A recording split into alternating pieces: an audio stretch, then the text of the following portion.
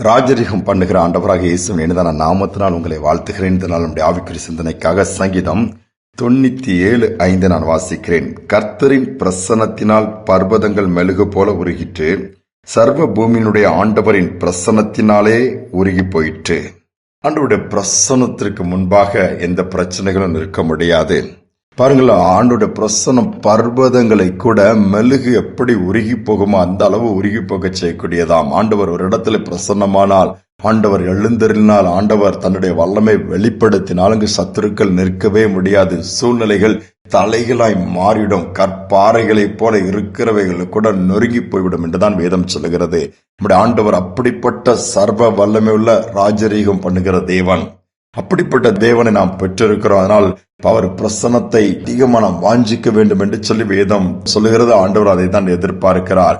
எங்கு ஆண்டவருடைய பிரசன்னம், எங்கு ஆண்டவர் இறங்கி இருக்கிறாரோ அங்கு பலத்த காரியங்களை நடப்பதை நாம் பார்த்திருக்கிறோம், பார்க்க முடியும். வேதம் அதை திட்டமும் தெளிவுமாக உறுதிப்படுத்தி இருக்கிறது.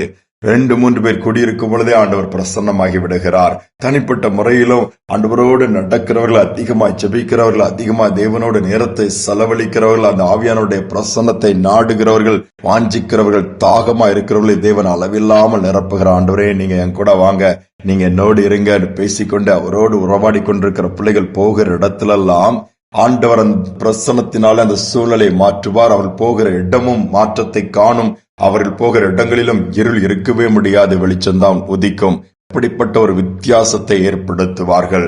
நாம் எப்படி இருக்கிறோம்? நாம் போகிற இடத்திலே பிரச்சனைகளை கொண்டு வருகிறோமா, அல்லது பிரச்சனைகளை ஏற்படுத்துகிறவர்களா இருக்கிறோமா, அல்ல போகிற இடங்களிலே பிரச்சனைகளுக்கு தீர்வு வருகிற நபர்களா இருக்கிறோமா? இன்றைக்கு நாம் சிந்தித்து பார்ப்போம். காபு என்கிற ஒரு இளம் வாலிபன், அவன் காட்டுவாசிகளின் தலைவனுடைய மகன். அவன் தகப்பன் தோற்று போனதினாலே எதிரி கூட்டம் அவனை பிடித்தது, அவனை கொல்லும்படியான திட்டமிட்டது. கர்த்தர் அவனை காப்பாற்றி இன்னொரு இடத்திற்கு கொண்டு போய் அவன் மூலமாய் தனது திட்டத்தை நிறைவேற்ற விரும்பினபடியினாலே அவனை சந்தித்தார். சிறு வயதிலே ஆண்டவர் ஏற்றுக்கொள்கிறான். இவனுக்குள் இருந்த ஆர்வம், அங்குள்ள மிஷினரிமார்கள் எல்லாம் அவனை ஆண்டவர்கள் நடத்தினார்கள். வேதத்தை குறித்தே அதிகமாய் கேட்டுக்கொண்டே இருப்பான். ஊழியம் செய்யணும், ஆண்டவருக்காய் சாதிக்கணும் என்கிற அந்த துடிப்பு இந்த இளம் வயதின் இருதயத்திற்குள்ளே அதிகமாக இருந்ததினாலே நியூயார்க் பட்டணத்திற்கு இவனை அனுப்பிவிடலாம், அங்கு போய் ஒரு பெரிய ஊழியரிடம் ட்ரைனிங் ஆகி வரட்டும் என்று சொல்லி திட்டம் பண்ணி கப்பலில் அனுப்புகிறார்கள். போதிய பணம் கிடையாது. அங்கு அடிமையாக தன்னை விற்று நான் எல்லா வேலைகளும் செய்கிறேன் என அந்த நியூயார்க் பட்டணத்துக்கு போற கப்பல்ல ஏறி அங்கு கொண்டு என்னை விட்டு விடுங்கள் சொல்லும் போது சேர்ந்து கொள்கிறான். அடிமை போலதான் எல்லா வேலைகளையும், கிளீனிங் ஒர்க் எல்லாத்தையும் பண்ணி கொண்டு இருக்கிறான். அந்த கப்பலுடைய கேப்டன் மிகவும் கொடூரமான ஒரு மனிதன். யோசித்து பாருங்கள், கடினமான வேலைகளை கொடுக்கிறவன். இப்படிப்பட்ட சூழலில் அவன் அதை பெரிதாகவே எடுத்துக்கொள்ளவில்லை. இவனுக்குள் எரிந்து கொண்டிருக்கிற ஒரு அக்கினி, இந்த காரியங்கள் எல்லாம் பெரிதாக தெரியவில்லை. நான் ஆண்டவருக்காக எரிந்து பிரகாசிக்கணும், ஏதாவது செய்ய வேண்டும் என்று சொல்லி இந்த பிரசனம் அவனை நிரப்பிக்கொண்டே இருந்தபடினா அந்த பாடுகள், இந்த வேதனை, நெருக்கம், இந்த அவமானம், நிந்தை அவனை பாதிக்கவே இல்லை. அவைகளை கண்டு கொள்ளாமல் தொடர்ந்து காரியங்களை செய்து கொண்டிருந்தான். கப்பல் பிரயாணத்தில் ஒரு நாள் அந்த மாலுமியின் அறைக்குள் அவன் போகிறான். இந்த மாலுமி நன்காக குடித்து வெறித்திருக்கிறவன். அவன் நன்கு குடித்து வெறித்திருக்கிறான். அங்க கிளீன் பண்ண போகும் பொழுதே ஆண்டோட பிரசனம் அந்த அளவில்லாமல் இவனோடு இருந்தது அந்த அறையை நிரப்புகிறது.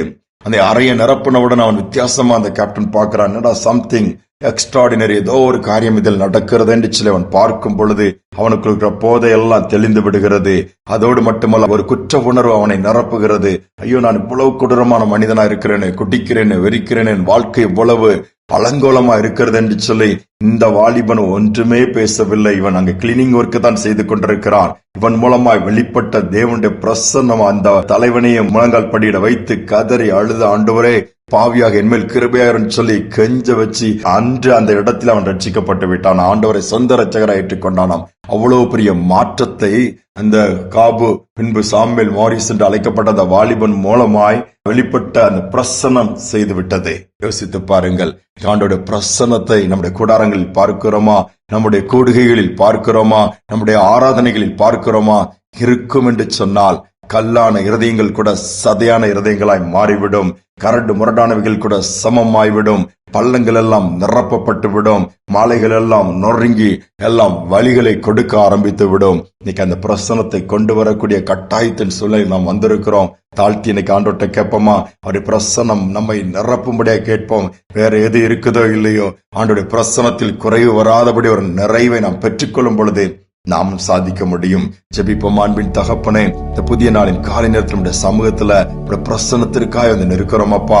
எவ்வளவோ பிரசங்கங்களை கேட்கிறோம், எவ்வளவோ காரியங்களை நாங்கள் செய்கிறோம். ஆனாலும் எங்களுக்குள்ள ஒரு வெற்றிடம், ஆனாலும் எங்களுக்குள்ள ஒரு பலவீனம், ஆனாலும் எங்களுக்குள்ள ஒரு குறைவு, நிம்மதி இல்லாத ஒரு வாழ்க்கை, இவ்வளவோ இருந்து கூட சந்தோஷம் இல்லையே, சமாதானம் இல்லையேன்னு சொல்லி ஏங்குகிற சமுதாயம் தான் இன்றைக்கு இருக்கிறதப்பா. அந்த நிலைமையெல்லாம் மாறும்படியாய் இந்த பிரசன்னத்தை நாங்கள் ஒருமனப்பட்டு கேட்கிறோம். இவங்கெல்லாம் மாற மாட்டாங்களா?